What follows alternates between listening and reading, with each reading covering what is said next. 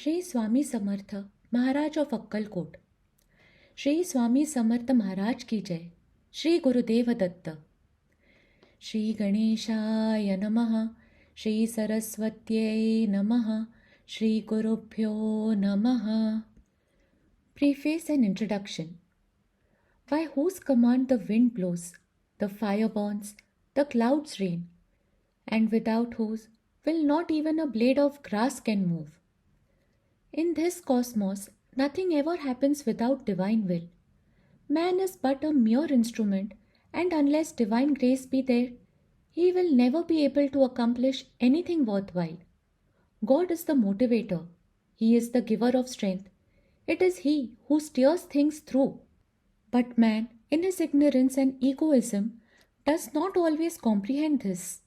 The fact, however, remains that unless divine grace be there, man can never achieve any measure of success in any undertaking whatsoever, whether it be big or small. Man is but a mere tool in the working of the divine scheme of things. It is the divine will that prevails. And when divine grace is there, as it is rightly said, Mukam karoti vachalam bangum langayate girim. It means the dumb will begin to speak and the cripple will be able to scale mountains.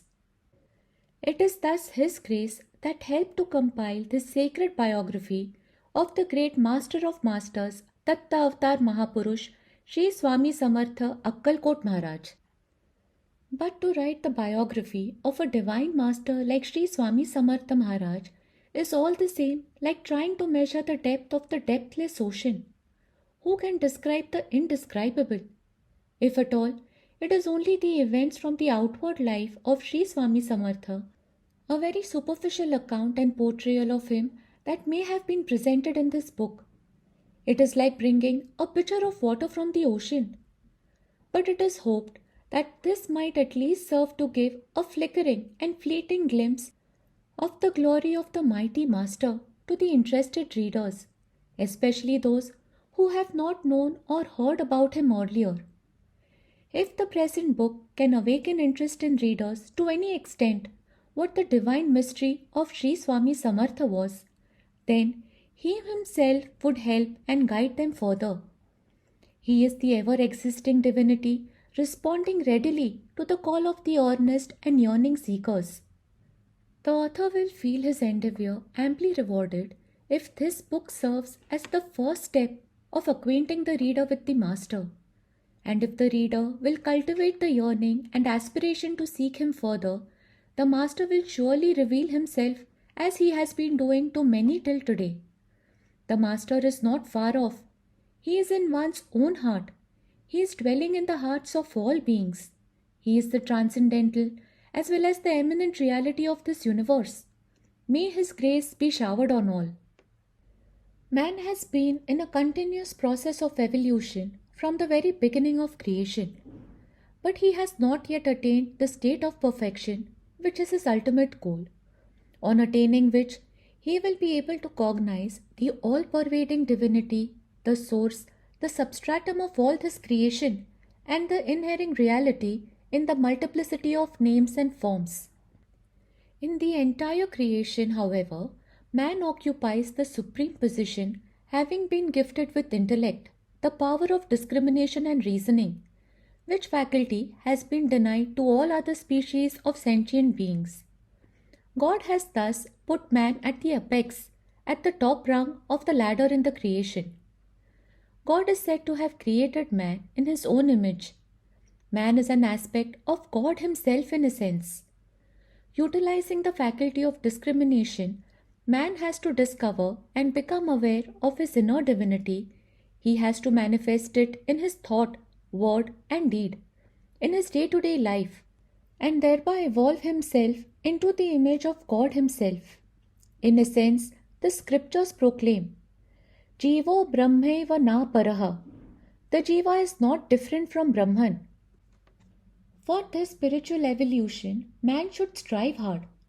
Where there is an earnest effort, divine grace would be spontaneously forthcoming to lead and guide him towards the fulfillment of his life mission. The divine grace usually comes in the form of a guru. Gu means darkness and Ru means dispeller. Thus, Guru means dispeller of darkness. Guru brings enlightenment in the heart of the disciple and helps him to attain the vision of truth. Human birth is the most precious and sacred opportunity for spiritual evolution and self realization. One should realize this and try to put his span of life to the best possible use and release himself from the cycle of birth and death forever and get merged in God and attain the state of eternal bliss and beatitude. This attainment is called moksha, mukti, kaivalya, and by many other names. This is the sole aspiration of the jiva. Chitta Shuddhi can be achieved with the help of Karma Yoga and Satsang.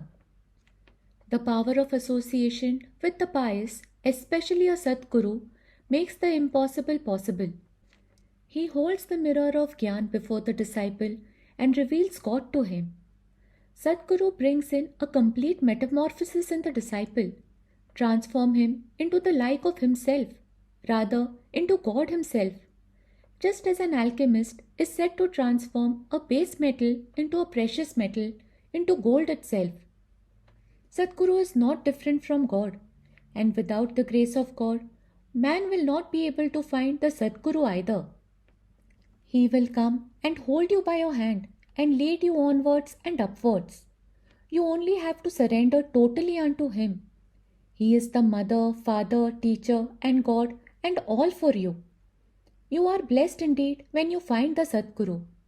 Gurur Brahma, Gurur Vishnu, Gurur Devo Maheshwaraha, Gurur Sakshat Parabrahma, Tasmai Shri Guruve Namaha.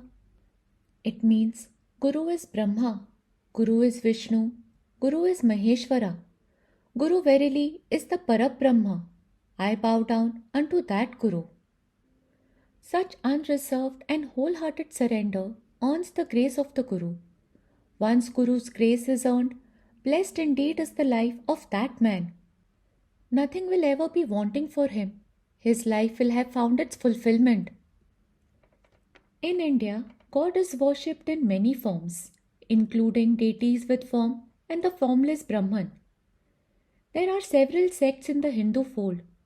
Various names and forms are attributed to their gods. But there is nothing to be surprised about this diversity of faiths and worship, because all of them have the one common basis, the Vedic teaching, Isha Vasyamidam Sarvam.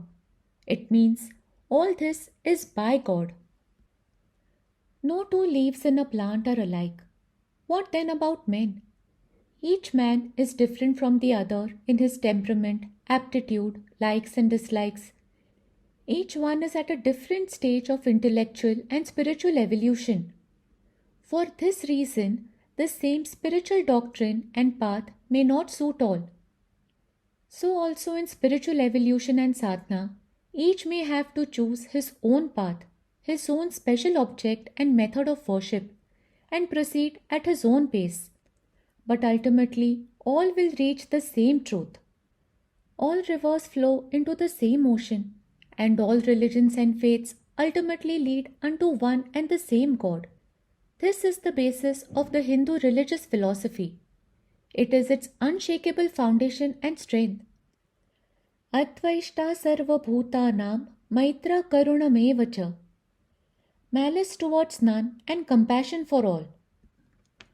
All forms and names are the different facets of the same Supreme Being. What is needed is purity of heart and devotion. The formless absolute Godhead will respond and manifest as per the bhavana of the devotee. That is why various sampradayas flourish in the Hindu society. As the devotee progresses spiritually, his devotion fructifies into jnana. He rises into the Advaitic state, and distinction between the worshipper and the object of worship gets sublimated. He cognizes his unity and oneness with the Supreme Being. Dattatreya Sampradaya is one of the important sampradayas in India. All faiths are harmonized in the Datta Sampradaya. Votaries of both Vishnu and Shiva equally revere Datta Sampradaya. Karma Yoga, Bhakti Yoga, Raj Yoga, and Gyan Yoga.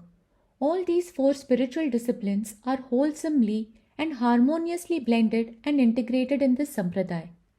This sampradaya is really timeless, having its origin in the Dattavatar, the avatar of Lord Dattatreya, the trinity of the Godhead, Brahma, Vishnu, and Maheshwar in one form. To revitalize the sampradaya, there have been manifestations of Sri Dattatreya Bhagwan as the incarnation of Shripad Sri Vallabh, Sri Narsimha Saraswati, Sri Manik Prabhu, Shri Akkalkot Maharaj Swami Samarth. These great masters come not only for setting right the moral order, but also to guide and lead man on the Godward path for the spiritual upliftment of man. All great masters have the spiritual welfare of the people as their main mission in life. Shri Swami Samarth Maharaj was one such great spiritual master. Even in his own time and even till today, there are many among his devotees, people from all communities and religious faiths. His spiritual presence is felt by many people even today. As will be seen later, there are many authentic and recorded anecdotes of his spiritual superhuman and divine powers. Shri Swami Rajarpanamastu Shubham Bhavatu Shri Rastu.